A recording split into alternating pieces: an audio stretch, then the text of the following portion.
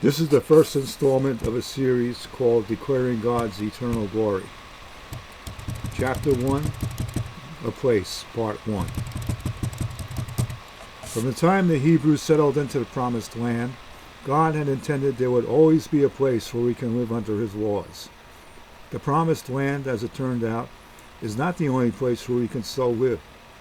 Although God warned Moses that the Hebrews would be scattered amongst other peoples if they did not abide by Him, He told them in Leviticus chapter 26, verses 44 to 45, "Yet for all I will do to them if they transgress, when they are in the land of their enemies, I will not spurn them, neither will I abhor them so as to destroy them utterly and break my covenant with them. For I am the Lord their God. But I will, for their sake, remember the covenant with their forefathers, whom I brought out of the land of Egypt in the sight of the nations, that I might be their Lord. I am their God." With that in mind, then, any place on earth is a place where God's love and good graces will be known by those who abide by His laws. As we know, some places as such are better than others for us. There are places that are hostile to those of us who abide by His laws and the way we live. There are places where a majority, who are not us, believe their way of life is the only way, and their populist manner clearly reflects that. On the other hand, there are places that not only tolerate how we live under God, but embrace our ways, allowing our pot to melt into theirs. Those of us who live in such places are very fortunate. It is places like ours that many from around the world want to live and prosper. The Christians in Pakistan, for instance, who are a good and hard-working people, would surely want to live in places like here in the U.S. There are many others who would bring their talents, know-how, and work ethic here to the U.S. if they were given a chance. But there are many in the U.S. who, out of fear of all outsiders for what a few may have done recently, and have a populist-driven fear of being overwhelmed, only allow the door of admission to be open a crack to those who wish to enter.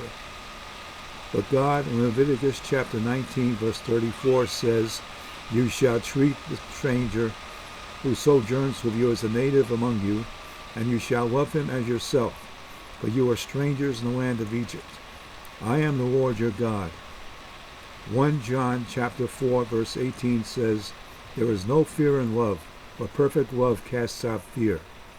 For fear of each other has to do with punishment, and whoever fears has not been perfected in love." If God is all about love then, and if those who fear each other cannot fully love one another, then how can we live unto Him if we live in such fear? As Proverbs chapter 10 verse 28 says, "The hope of the righteous brings joy, but the expectation of the wicked will perish." We should be able to hope that one day every place on earth is a place where all who live under God will do so without the threat of mayhem and destruction. One day every place on earth will be a place of worship under God, where love abounds and deference to God manifests itself among the people in accordance with His laws. One day in every place we will lay down our arms and recognize that there is nobody who is above God, that if those of us more prominent than others, it is because those of us have earned the adulation of others rather than seized it or feel we are owed it without having given something for it to that end. Can our hope for such a world be justified? Well, Isaiah chapter 2 verses 3 to 4 says, "For out of Zion shall go the law, and the word of the Lord from Jerusalem. He shall judge between the nations, and shall decide disputes for many peoples. And they shall beat their swords into plowshares, and their spears into pruning hooks. And nation shall not lift up sword against nation, neither shall they learn war any more." We can hope for such a world, for Psalms chapter 71, verses 12 to 14 says, "O God, be not far from me.